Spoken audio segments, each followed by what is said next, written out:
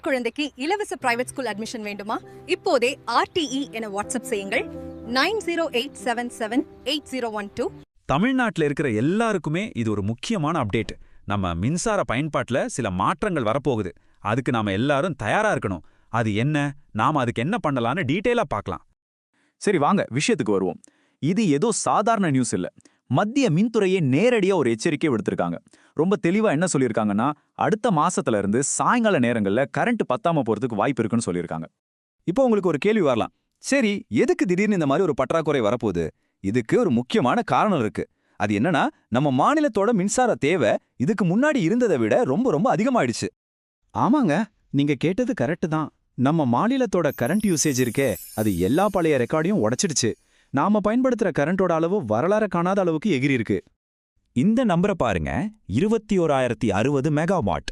அடேங்கப்பா, இதுதான் நம்ம தமிழ்நாட்டோட புது பவர் டிமாண்ட் ரெக்கார்ட்.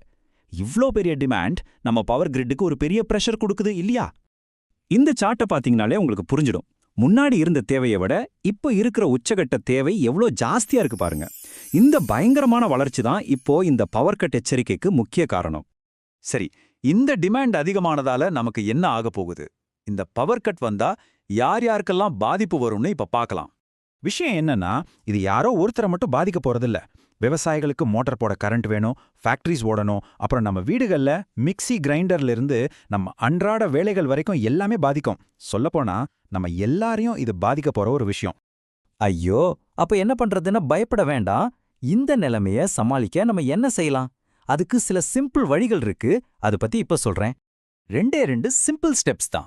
முதல்ல, ஈவினிங் டைம்ல செய்யற வேலைகள், அதாவது கிரைண்டர் ஆடுறது, வாஷிங் மிஷின் போடுறது மாதிரி அதிகமா கரண்ட் இழுக்கிற வேலைகளை முடிஞ்சா கொஞ்சம் முன்னாடியே பகல்லையே செஞ்சு முடிச்சிருங்க.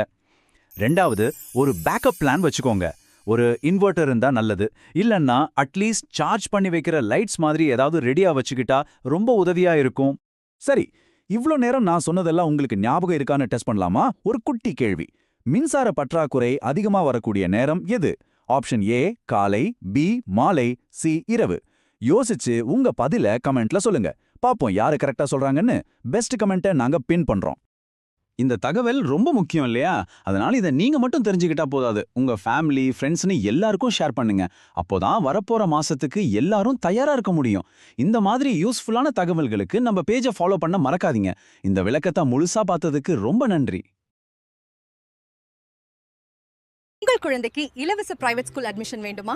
இப்போதே RTE என வாட்ஸ்அப் செய்யுங்கள் 9087788012. இந்த வீடியோ பார்த்ததுக்கு நன்றி. வீடியோ பிடிச்சிருந்தால் லைக் பண்ணுங்க, நண்பர்களுக்கும் ஷேர் பண்ணுங்க. செல்லூர் இ சேவா இன்ஃபோ சேனலை மறக்காமல் சப்ஸ்கிரைப் பண்ணுங்க நண்பர்களே.